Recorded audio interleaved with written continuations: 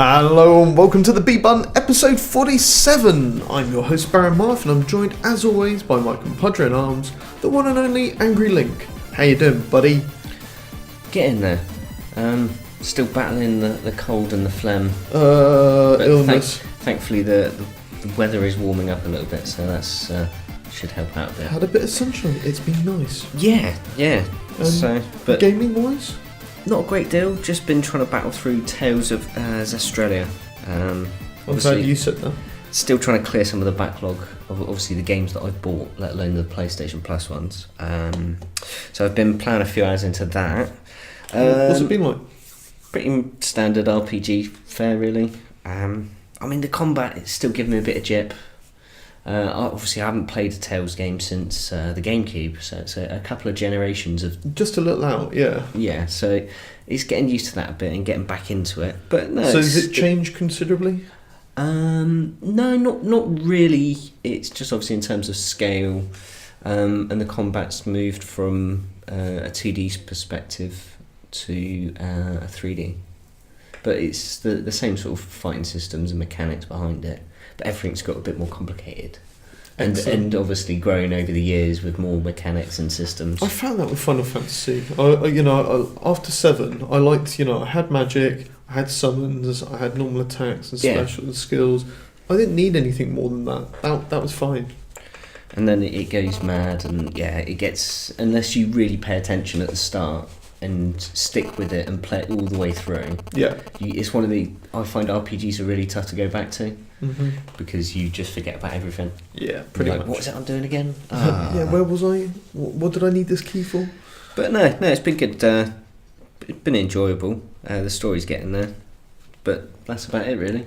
Right, so really not a lot then. No. I've been fairly busy. How about yourself, though? Man, I've been grinding those gears. Sniper level 5 now. Got my 3rd buff on it. Got my headshots fully beefed up, 150% splash damage. Just been destroying stuff, top of the board. Yeah. On a horde, just staying there all the way through the game with the sniper, which I never thought I'd do. How many more classes is there to? So all of them go up to level 10. Yeah. My most played character, which is a scout, isn't even level 9. It's not even halfway through level 8.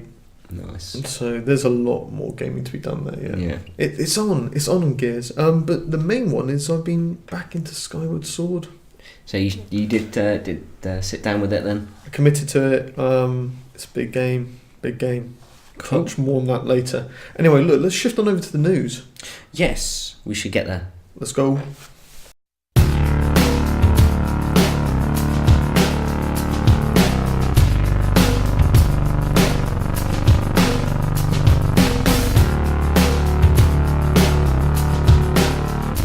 Boom, boom, boom, it's Bullet Bill's Big 3. Oh, yeah, the news. And starting off on our first bullet hole, what we got, Link? Some more Zelda. So yeah. We're back. We're back to Zelda. Nintendo released this week the Breath of Wild Season Pass. Announced the details. Cool. What are we getting in it? For £18 or $20. So we're getting a little bit. So that's something. Yeah, you got the price. That will net you 2 expansion packs, one for this summer and then one for holiday or Christmas, as well as a set of bonus content. So the bonus content, which will obviously I assume be available straight away, will contain 3 new chests on the main field, right? Okay. Which will include useful items and in-game clothing. On your first DLC, which is in the summer, that's got a Cave of Trials, a hard mode, and some new map features. So obviously they're unannounced at the moment. And then the holiday one will contain a new story pack, a new dungeon, and additional challenges. New story? That's interesting. That's the first time we've ever seen that in the Zelda game. Well, it's the first time we've seen the season pass, but... Yeah. But it will be available for both the Wii U and Switch. Yeah. I really hope the Wii U isn't holding this thing back. But anyway, I don't know how I feel about this. It seems weird. I think it's one of those, though, isn't it? It's just the way gaming's going. Unfortunately, it's that whole thing of the reason why you keep a game. I mean, you keep Nintendo games because they always keep their value, but yeah, it's one of those. It's as long as it's solid content. Look, if they're going to apply things like season pass and DLC onto these sort of games, I hope they're also taking it to the next level with the rest of it, you know. But obviously, you can't buy them individually, though. That's the only thing. But for like, if you used to look at it, it's not actually a bad price, though. Yeah, it's okay. Yeah, it's okay. Because you're talking what's a third of the game, and you're getting another dungeon, some more story stuff, some few in-game useful items as they claim it. It's not your £40 season pass. Yeah, it's not an EA special. Yeah. But also, this is on the back of the news of Nintendo have updated the story.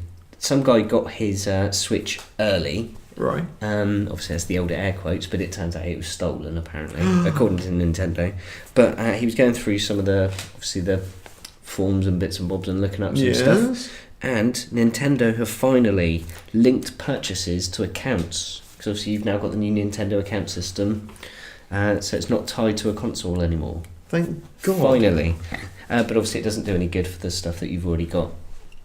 Brilliant. But it's a start. It's a start. Let's be honest, the one thing that I've come to realise now is, because a lot of people have been pushing non-physical gaming for ages and ages and ages, you know, like no hard copy sort of discs and stuff. And I've always been like, no, you know, I like the idea of having a trading value, but as you sort of grow your library of digital content and it travels with you, it becomes a bit more appealing. There's certain things that you know that you're going to want to keep. It's like, again, Grand Theft Auto's popped up in the sale, and it's, again, £50 for the Megalodon pack. And it's just like, because I know I could trade in my disc and get good money for it still. I did it. Yeah. So there's always that kind of thing, but there's certain games that, like Yakuza. Well, no, Yakuza I think I'll keep and I'll still play, but there's certain games that you think, no, I'll buy that digital. I'll buy that digital, but I'll buy that hard copy so I can go and trade it in. Because that will get traded in. Yeah. Goodbye. Cool. But, you know, it's one of those, looking forward to it. I'm excited, hopefully. Yeah. What's your bullet hole? Second bullet hole of the week is Injustice 2. Further announcements of playable characters, and we've even had a little shout out from Ed Boon via Twitter saying that it's coming to mobile gaming as well, mobile platform. Nice. So what that will actually look like, I don't know. But no need for a Switch port. Yeah, exactly that. But the announcements for character-wise, we've got Poison Ivy, the famous Batman character Poison Ivy, and also Catwoman, which was a bit of a no-brainer, really. Yeah. Cheetah, though, as in the Wonder Woman enemy, as it were, her equal in the evil world, a nemesis. Yeah, exactly. And the one I was quite interested in, the day beforehand, Swamp Thing, that's a good shout. Yeah, man. That's a good character. So, developer NetherRealm, working with Warner Brothers, which basically means Warner Brothers got some cash. Yeah. They've tipped this for May 16th release. Nice. Well, that was going to be my sort of only question, really. When's it out and where? Yeah. Obviously, it's PS4 and Xbox One. Is it PC as well? Do you know? Don't know if they're doing PC yet. Don't know. Well, Warner Brothers and PC generally haven't mixed well. I mean, they may be releasing it, but I don't know when it actually comes out. And if it will be worth buying, and if it will stay on the shelves. Or whether it will be playable. Yeah. There we go, I've said it. Yeah. So, shifting on over to our third bullet hole for this week, what we got, Link? Sea of Thieves. Yeah. Well, it's obviously caught the interest since we first saw it way back, E3 2014, I believe it was, wasn't it? I mean, rare. This is rare, isn't it? So everyone's like, ooh. Rare back. They're making a game that it connects sports title. Yay. So yeah, they've been showing off some of their alpha footage, and they've released another couple of videos of some gameplay. So we actually get to see some of the basic gameplay loops. So it showed off some of how the map systems are working, combat between ships. Also, we've seen some like enemy NPCs in Easy the for you form to of say. skeletons. Well, Yeah. it wasn't really. And then also we've seen a little bit of the fabled ghost ship when you finally do perish on the high seas. Yeah, and the doorway to yeah. return to the mortal realm. I mean, yeah, it's showing off some promise. I mean, it looks really good. I think the missioning around, and like I was saying to you, like Black Flag, if they got rid of the Assassin's Creed bullshit and actually... You would have been happy playing that through, wouldn't you? Yeah, I was happy playing it through. Well, apart from the Assassin's Creed bullshit. Just got in the way, yeah. But I mean, so, I don't know, when I look at Sea of Thieves, I think, okay, it's got that sort of rare, clomping along basic sort of charm about it. But what I do think is this a bit too simple? Is it a bit too basic? This is the thing that I've got some trepidations about. I mean, what we've seen, again, this is alpha version 0.1.1. Yeah. So it's the very first basic, right? We've got our sort of core game built. Premise, yeah. And it's working and it's not buggy and it functions. Now they're starting to add, obviously they've just gone on about, they've added a few more outposts and stuff to sort of more places to save your loot and shit like that. It's kind of like they're on a preview mission, aren't they? Yeah, they're very much, it's a case of they're building through iteration. Seeing what works, what doesn't. And obviously this is why it's such a closed alpha, because I mean, obviously 1,000 players? It was initially 1,000 players, they're adding more, I think. So you'll probably find it's going up to maybe 2,000 or 3,000, I don't know. But I'm hoping that it starts to form into a better game. We just need to see a few more of the systems that they're going to be using. Yeah, I mean, effectively, we've seen some going to an island using your map, like circumnavigating the globe using your compass, finding the location, digging up the treasure chests. These sort of activities happen quicker with like more players. Yeah. Then it's get the chest back before somebody else shoots you dead and pinches it. Yeah. Stash it on your ship, where you choose to stash it. Yeah, because obviously you might get, if you can hide it well enough, you may get sunk, but you could potentially get it back. If you don't die. And it's just more difficult for the people who are sneaking on board. Exactly, yeah.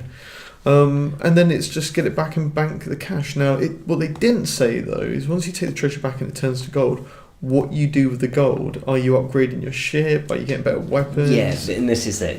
Or is it just going to be aesthetics, I mean, I'm hoping there is some form of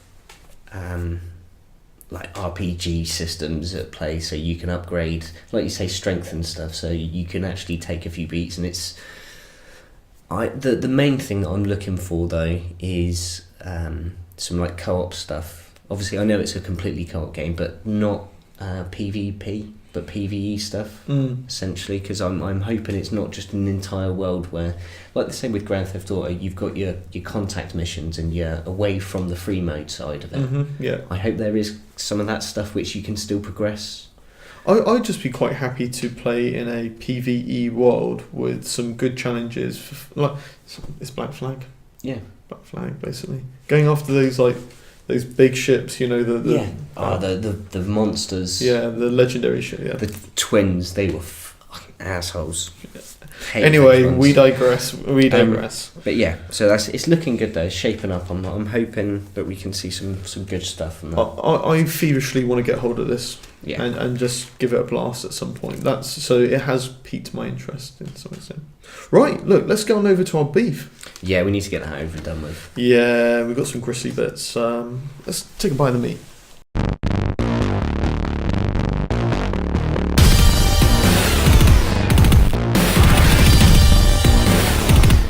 It's the beef. It is the beef, Chief. What is the beef, Link? What is your beef? Well, it's probably a few meatballs, really.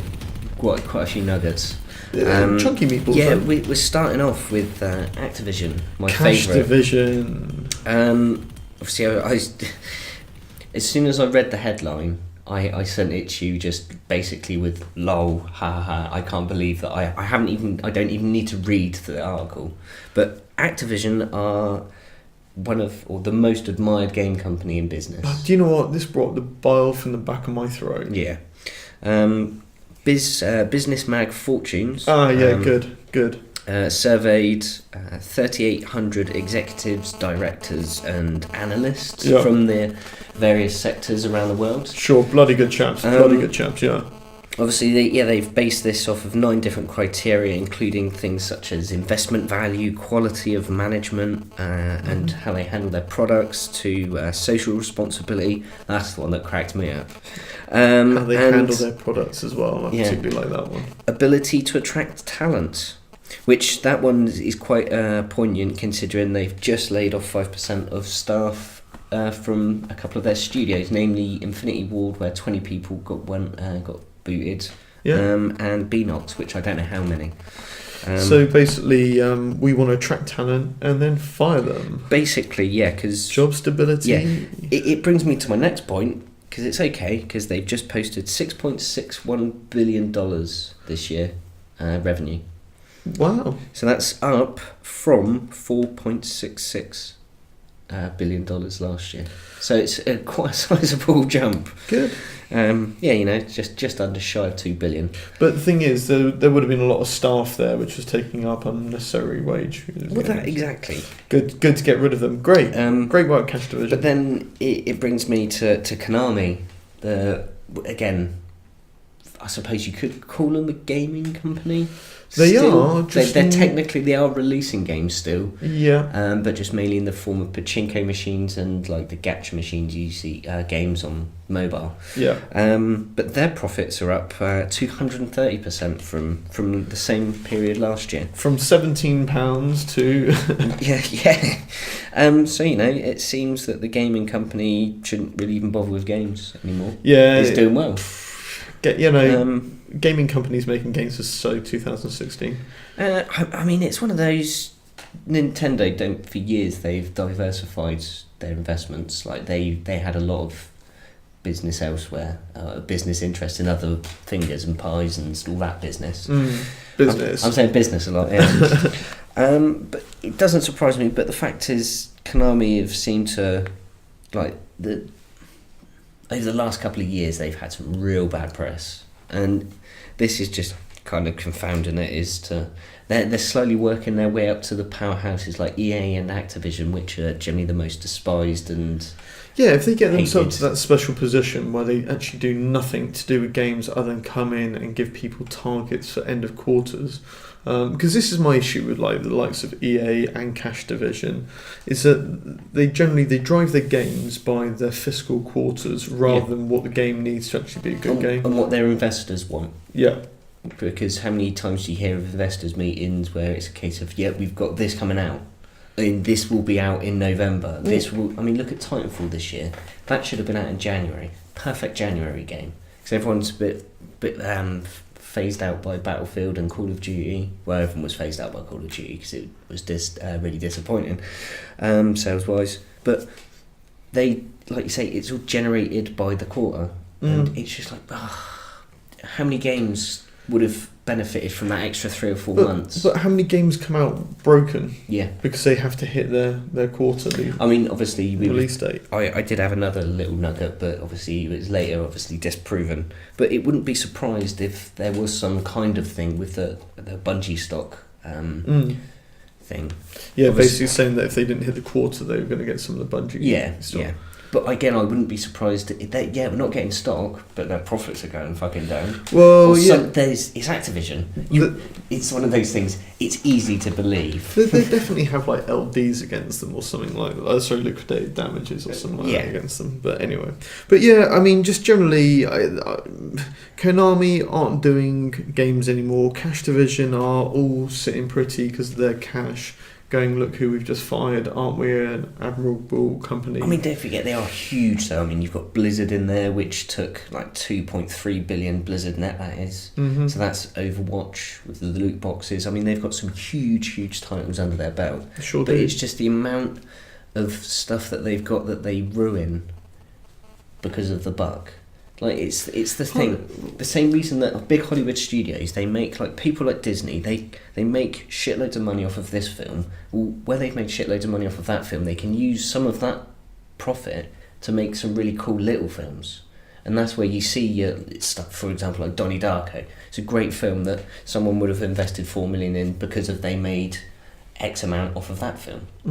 You can do the same thing with games. I mean, not being horrible, but look at Kickstarter, 2-3 million, and some of these games get made, and they're unbelievably good. But also, that's driven on people with an idea about something that somebody wants to play, not we need another Madden to fill this hole in the quarter. So a passion for the art as opposed to the cash.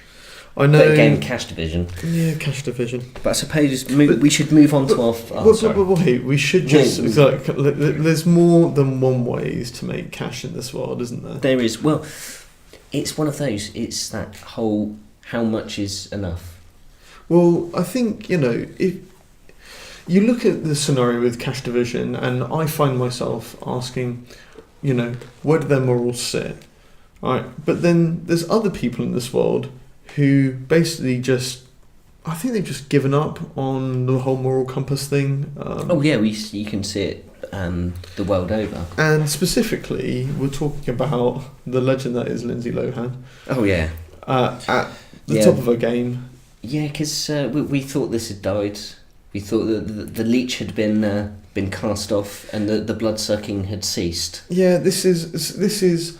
That character looks like me, and I'm embarrassed by the representation of my real life. I mean, of this character's life. How that's supposed to be me, and they're portraying me.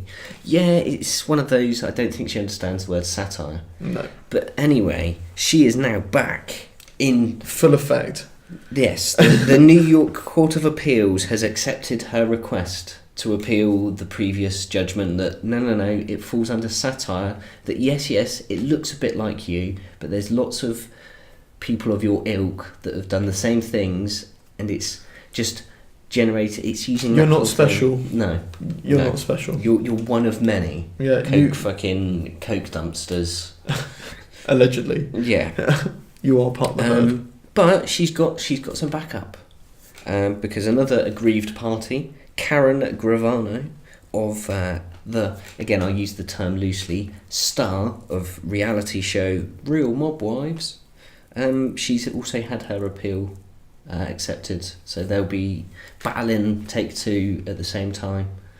But it's one of those that I think Take-Two, it's just like, let's just use some of this $1.5 billion. Go on then, Mr. Lawyers, off you go. Fire. Let's make it rain with lawyers. It doesn't really matter whether we win or lose on this one. We're just going to make them bury go through you. it. Yeah, that's it. We'll bury you. Yeah. I can't see this going anywhere other than the same way the first one went. But good luck to them. But do you know what's funny? Because we talked about Cash Division, and we're like meh. Take-Two, who just made a hideous amount of cash. Still continuing. GTA 5 kept Neo off of the top spot last week. So, yeah. They're no better, don't get me wrong. But no, I don't mind Take-Two. That's the crazy thing, is I don't have an issue with them. They're an extremely successful company. I just don't find them in my face all the time preaching shit that I don't want to hear and then canning staff. And you don't hear about people getting treated like crap at Take-Two as much as you do the likes of EA and Cash Division. Apart from Leslie Benzies. And Lindsay Lohan. Yeah.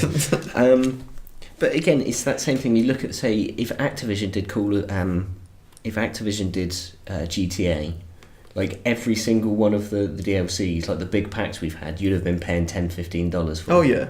Sorry, $15, £12 for, easily. Or 15 quid. Admittedly, you'd probably still end up paying £12 because you're like, I can't be fucked to grind that shit out. Bam, down it goes. But it's done in that carrot and stick way. Yeah. It's just like, would you like another carrot? Ooh. Here's some more carrots. Here's a really expensive carrot. There's a big bag of carrots over there. It's shiny and glittery and it's got lights and defences. So, it doesn't matter. But it's one of those. I think it's the approach. Well, approach is quite important, I think, generally, and it's a lovely segue over to our little piece on Overwatch and how their approach towards dealing with the likes of cheaters and dirty bastards like that. It's phenomenal. We love it. Always never fails to amaze me that people get annoyed. Blizzard have long time with World of Warcraft and all of the other online games, have had this attitude that if we catch you cheating, you're fucking gone. You're banned. That's it. It's the ban hammer. Here's society, you're out. And that's it. It is that whole sort of no. You know exactly where you stand with Blizzard. No, it's not even that. It's one of those that it's like some games. It's just a case of you've got that parent's like, you will stop. You're going to go and sit on the naughty step. Off you go and sit on the naughty step and think about what you've done. And then it's like most kids just sits there, just goes no, pulls out the phone, starts pissing about with that or whatever, and then comes back and carries on. Whereas Blizzard just pushes you out the door, doesn't say a word, and just closes it behind Locks you, it. just calmly. And yeah, that's it. And you're furiously ringing on the doorbell, nothing happens. Nope. Yeah, but again, they've been laying down the ban hammer for the latest untraceable hack, which somehow has been traced. I love that. The untraceable hack banned. What? I remember last year there was a great story of some of the Chinese names that people were using on there, like, because they were just cheating and hacking. Again, you don't use your main, do you? You make up an account.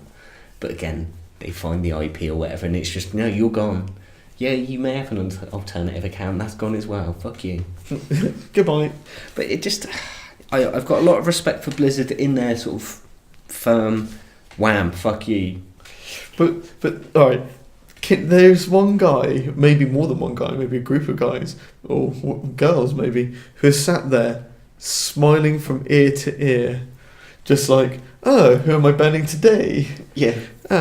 It's Horse Rider 39. Goodbye, Horse Rider 39.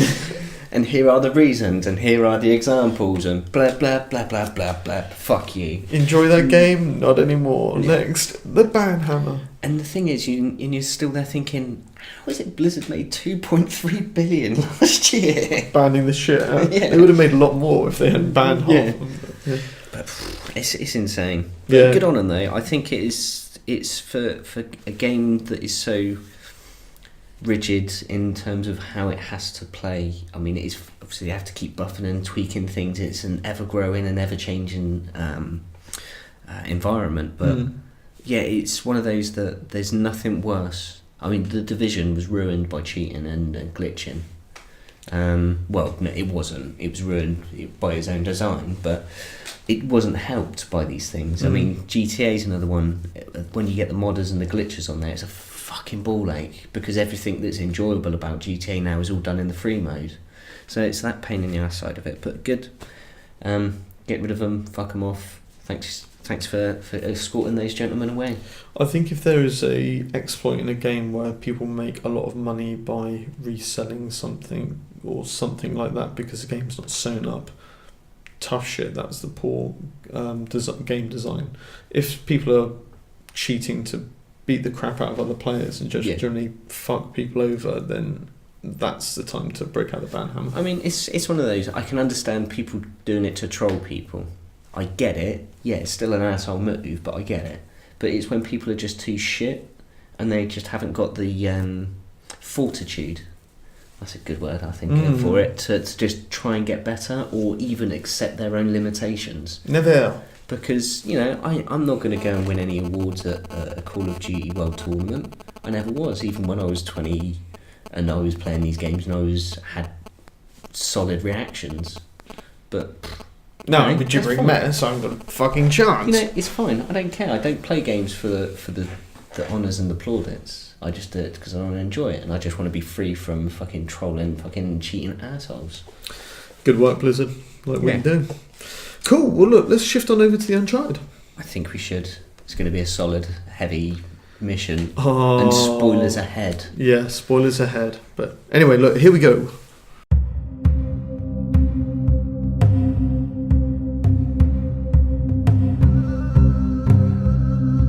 Uncharted territory. That is where I find myself at the moment. Very much in Uncharted territory. I've been rambling around Skyward Sword, as I alluded to in the intro, and I never completed it, so it's all about getting back on it at the moment and pulling through. Yeah, because that's the one I missed out on, because I'd got rid of my Wii by the time it had come out. So yeah, be interesting to find a bit more. Yeah, so I mean, quick heads up. spoilers, spoilers, spoilers, spoilers, spoilers.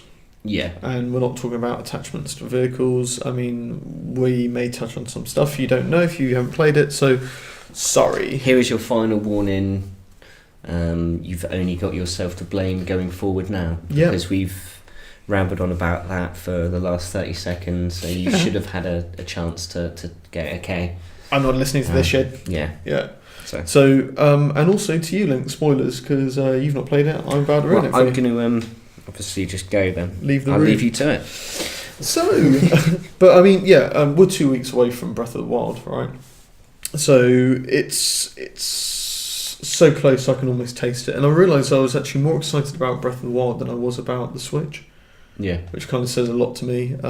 But yeah, so I was thinking, right, I need to play through Skyward Sword. I never completed it. I never really got stuck into it. I probably only did like the first...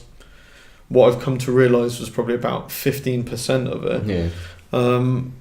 So it was the last major sort of console release. It was on the back of Twilight Princess that they started developing it.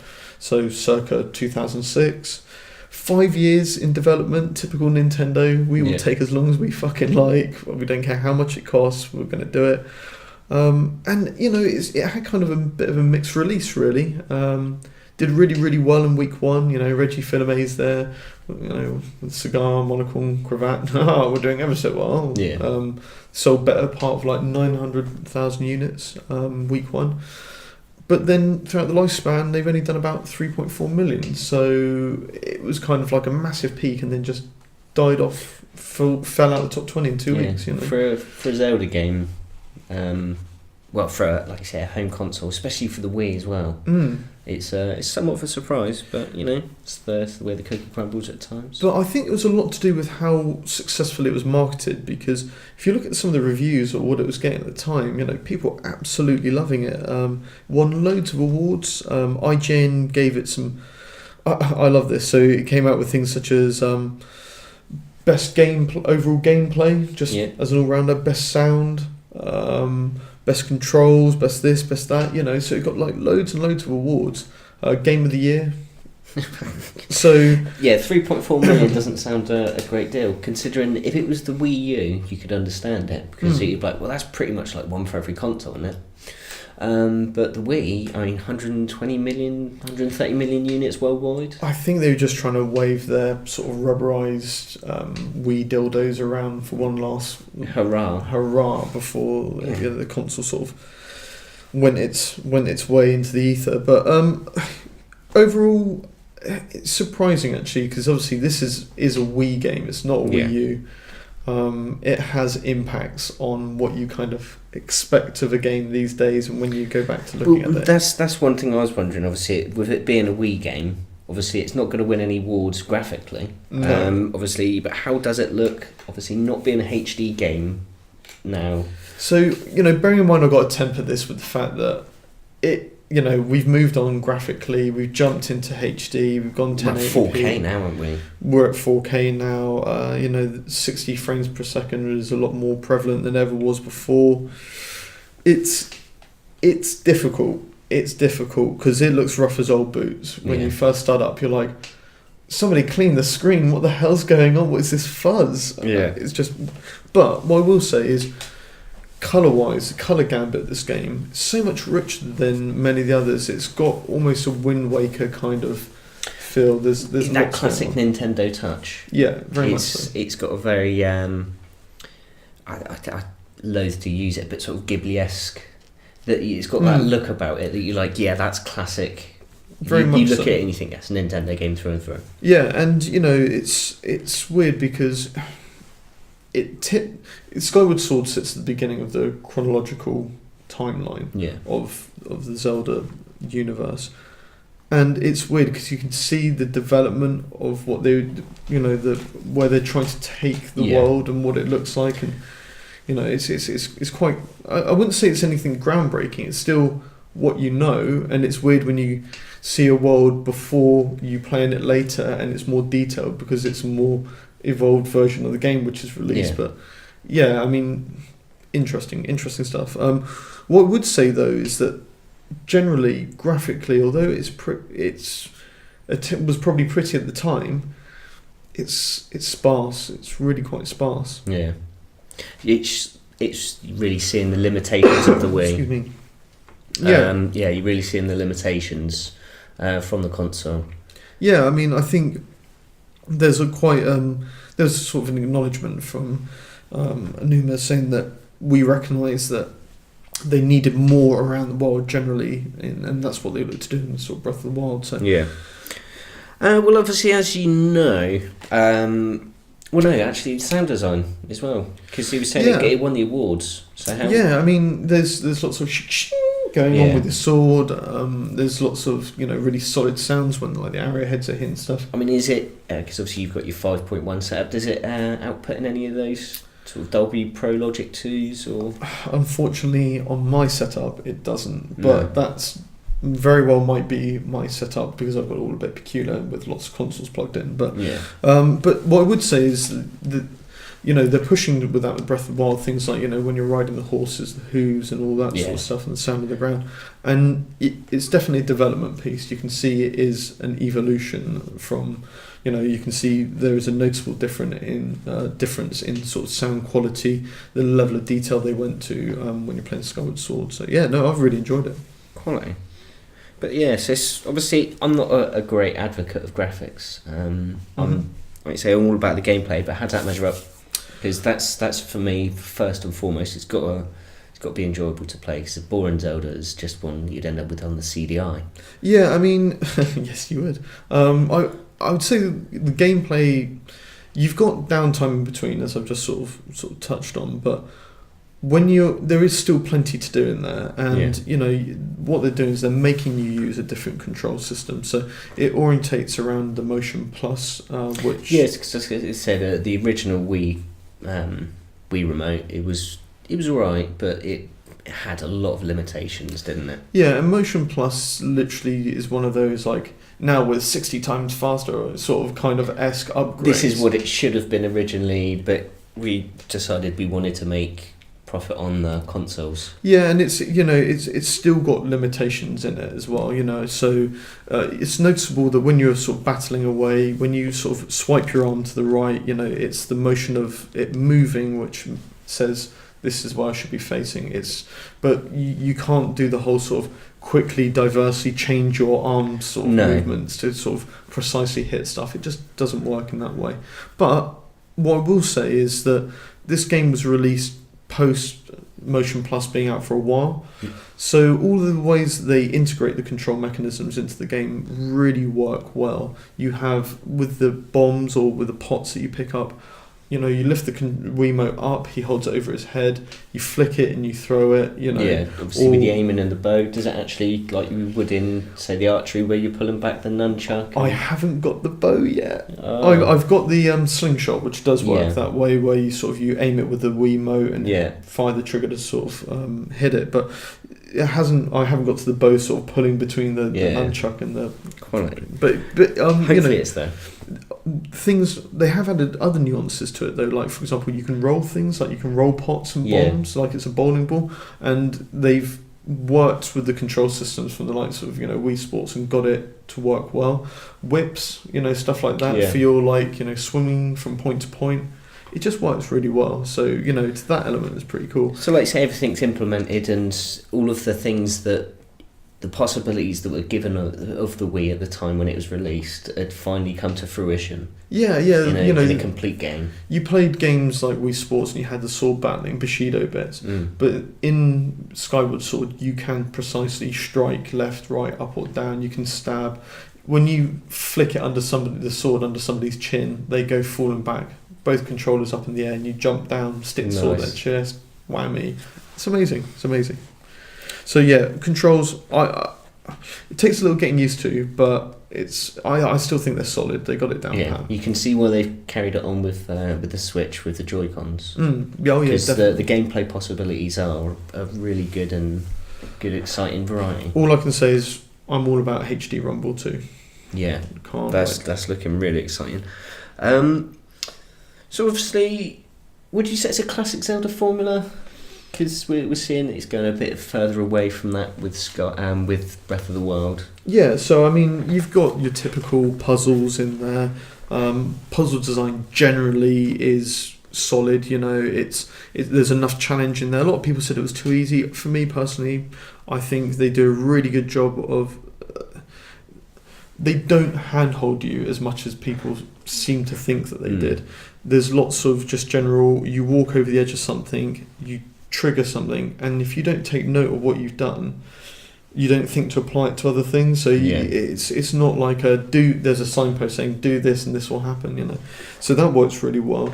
The overall sort of general approach to the game is very typically Zelda. You know, you have your fortresses, you get the item, then you're able to unlock the certain door which said item would allow you or wouldn't allow you to before. It is quite slow paced though, I would say. You know, you spend the first hour. Like me, I'm not in any way caning my way through this game. I am a bit of a dawdler. I like to take the time to look in all the shops and have all the conversations and all that sort of thing. And I'm 35 hours in, and I think I'm probably only about 65% the way through it. You know, I mean, there again some of the many criticisms that it did get from not the gaming press but the public. That the tutorial in like the first section was like 3 or 4 hours. That's right. Just to really blast through it, it does still take some time. Yeah, it's you're a bit on Skyloft at the beginning before you start exploring the world. It is lengthy, and you know the general design of the game, and what's going to wave my spoilers hat very high, is that effectively you go to your typical forest level or your volcano level or your desert level. Yeah. But there's so many bits to do before it. There's get this key to get access to the person who will tell you where to go, right? Yeah. And then, you get there and then they go, right, now to enter this, you still have to do that. So you do that and then you enter the fortress and then you come out the other side and it's like, right, now onto the next location. So you've got to go and see the guy for the thing that you had to go to the fortress to go to see the guy for. Exactly. It's a lot of fetch questy filler. Yeah, and you don't mind so much because there's stuff to do in between, but there is an element of like, right, I've got the forest fortress done, I know I'm going to have a fire one and a snow one. Oh, it's not snow, it's desert, right. Those three are done. Yeah. And then afterwards it's like, well, now you've got to do it again. There's a lot of backtracking for then getting the flame to imbue the sword, and you're like, right, here we go again, So there is an element to that, I would say. I mean, would you say it's handled in, because you've got like Metroid Prime is, or all Metroid games, and that whole keep going back over what you've been and where you've been before, would you say it handles it well in something like that, or is it a bit overused and it seems maybe a cheap way of achieving longevity? Yeah, it definitely feels the latter, I'd say. I just, for me, it's all about exploring the world. So when you re-walk the same path, it's like, well, I'm not really exploring it now. Yeah, so I was going to obviously wonder, how does the rest of the sort of areas stack up? Because, I mean, Zelda's, going back to the first one, have been known for their worlds and how immersive and large and enjoyable they were. There's a lot to it, and there's definitely a good level of diversity in the areas that you do go to. You're on the volcano levels, you have to sort of clamber your way up the volcano, and it does give a sort of a vertical element, a verticality that you'd expect travelling up the side of a mountain that's spewing lava. Yeah, exactly. So it's not just a case of here's a platform and a load of vines that wouldn't grow on the side of a mountain. Exactly, yeah. So there's lots of that, and there's lots of going back down the mountain, falling in particular directions to get certain things. Yeah. So, I mean, they do that very well. I mean, the forest level has the whole sort of like going deeper down and darker, into the sort of the depths of the forest. Yeah, until you eventually end up in some sort of spider-infested area, Yeah. But it's very typically Zelda, But again, it's always been a hallmark of the Zelda series is the level design, and whilst they may be, would you say that they're sort of spread out but overly crammed? Whilst when you've got an area, you've got to do loads of stuff in that little area, as opposed to spreading it out a bit. maybe having a more... There's definitely enough of running around from one location to the other, but they've got your save statues everywhere, which effectively allow you to teleport. But it's not a point to point; it's a leave the planet and then leave the surface and then come back to the surface and teleport into a different sort of location. So, and that area, all of that seems to be looks quite compactly stuffed into one area of the map. Yeah. And the map expands obviously as you unlock new bits, but you don't feel like you're using a whole map. You've just got chunks of area. Yeah. Basically. So it's weird. They somehow accomplished that whole sparse yet cramped feel in the same situation. So I think of all the things which has been I've been quite aware of, it feels quite disjointed. So it's not got that same feel of, say, Ocarina of Time, where you've got all of these big areas, like you say, you've got the Hyrule Field, where there's still a lot to do because you've got all the Poes to find and little bits and bobs to seek out. But again, you've got the little offshoot areas that, whilst they're small, but they're filled enough and there's enough to do inside of them that they're all unique and enjoyable. So it suffers a bit from that. Or lacking. This is why I'm really interested to see what Numa's done with Breath of the Wild. I really hope he's nailed that bit in between those transitional areas. So, yeah. All in all, I mentioned a little bit about these sort of save points and these points to go from teleport from point to point. But the actual navigation of the map is just part of that. Above that, you've got the cloud world, which is where you're on your bird most of the time, flying around, and that's where you get the exploration piece, which is similar to Wind Waker. Yeah. Where there's an island over there. Somebody's got like a moo juice sort of. Yeah, there'll be some rudimentary reason to be on there or something like that. Yeah, and activities that you do on the surface level have effect on the skyward level. For example, you unlock a box here, it releases a chest there. Oh, cool. So there is that sort of relationship between the two, but you can't just you can only cut holes into the cloud area by a great example of typical Zelda stuff. You do a fortress, you get a part of a tablet, the statue fires a beam of light, you can now go down into that bit of clouded area, there's a fortress, you do something, you come out, you get another tablet, it goes in there. Yeah. And, so on and so forth. So there is definitely an element of you're always feeling like there's two worlds that are quite separated and you just get glimpses to jump in at the bits where the gameplay is. You don't get a chance to really explore each world in its entirety. Yeah, exactly. So it's not like, say, A Link to the Past, where you've got the Lost World and obviously the effects that it has and the different parts where it changes. Yeah, but they're still connected together and they work. Yeah, it feels it's definitely disjointed more from I'm either down there or I'm up here sort of thing. So it seems almost.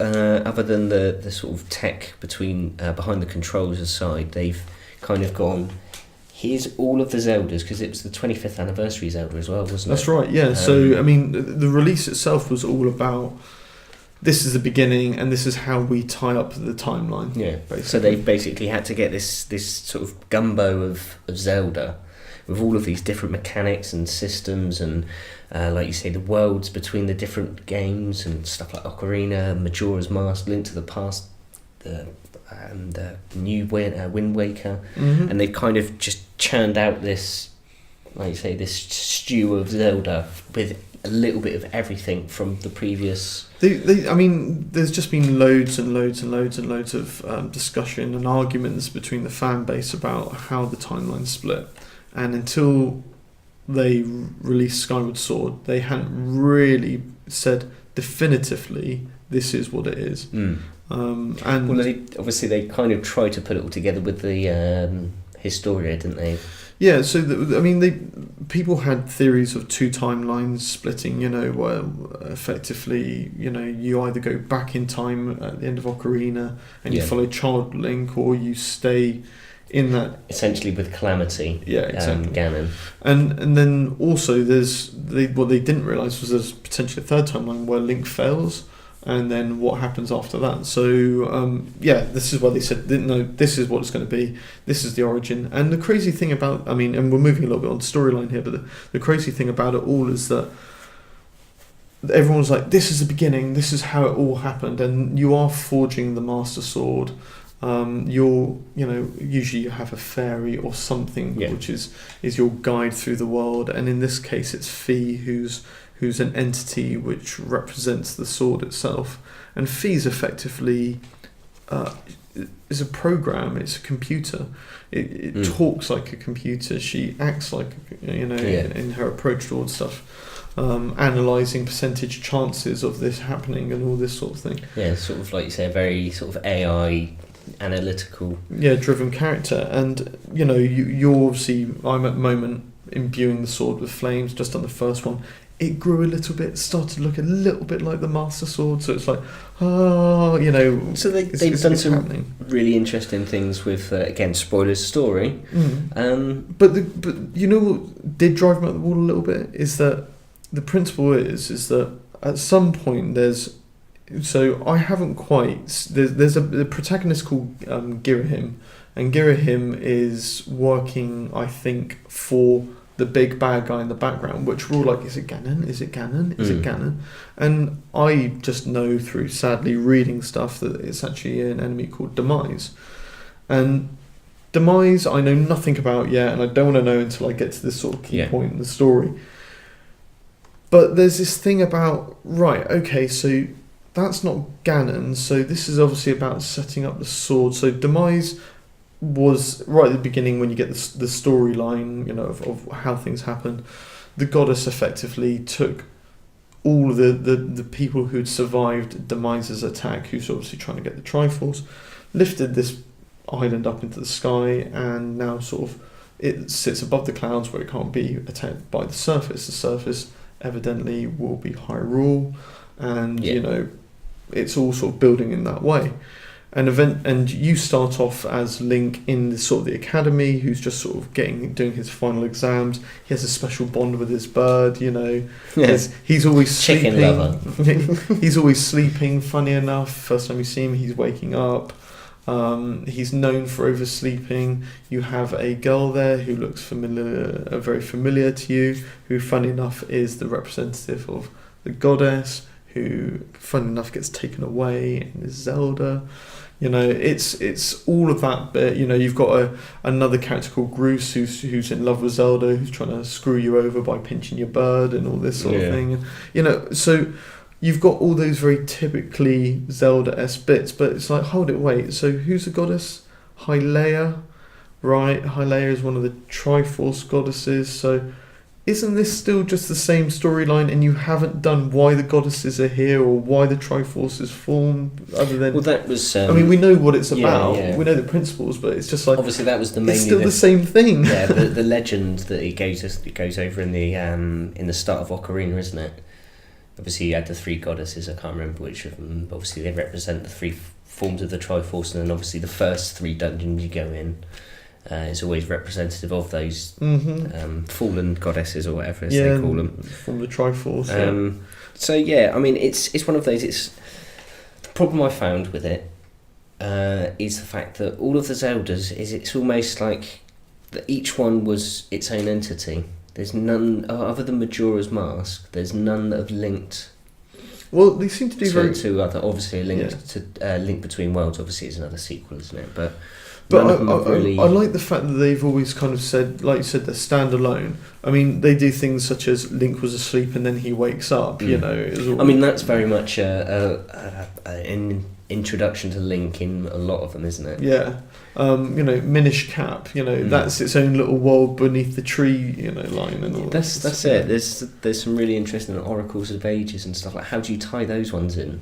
It's almost like you say, it's trying to fit a square peg in a round hole. Well, the ones which always threw everybody was Four Swords. Because everyone's like, okay, that's after everything, and then anyone was like, no, that's right at the beginning. It's like, what? Oh no. There's four of them. Yeah. What? But yeah, all in all, I'm really enjoying this game. Really enjoying it. Struggling to. It's that thing about I want to take my time and play through it and get all But you just want to blast through it. but I also want to blast through it. Yeah. I don't know. It's difficult, and it's as soon as you complete it, you're like, oh, that's the end of Zelda game. You think? I think you've got the same sort of issue or problem that I've got with Yakuza, because it was one of those that I knew I should have just played through it and just done all of the side stuff, because all of the game itself is hidden. Like, the story's not the game, that's just a vessel to move things forward. But yeah, everything's all hidden away and you've got to go out and look for stuff and really enjoy it. But usually when I play a Zelda game, I will effectively 100% it while going and get all the the variations on the armor sets and all this sort of stuff. But this one, it's because of the impending timeline of Breath of the Wild, and I can't wait to go from those rough ass graphics to just delve into some HD new Zelda and be like, I'm just going to bathe in this. Oh, it's beautiful. And the next generational step, more going on in the map, more. I can't wait. Cool. Well, look, there it is then, folks. That's our wade through Skyward Sword. I mean, I'm definitely going to be back talking about this once I actually get to the back end of this game, but thoroughly enjoying it. Well worth a playthrough. And another complete episode then. So, Indeed. Link, all in all, tempted with Skyward Sword at all? No, I'm still umming and ahhing about the Switch. Obviously, I haven't really got the money for it at the moment, but Cool. hopefully soon. Cool. So, for me, it's just all about countdown for the new Zelda. So, from Angry Link, it's Adios. and for me, it's ciao.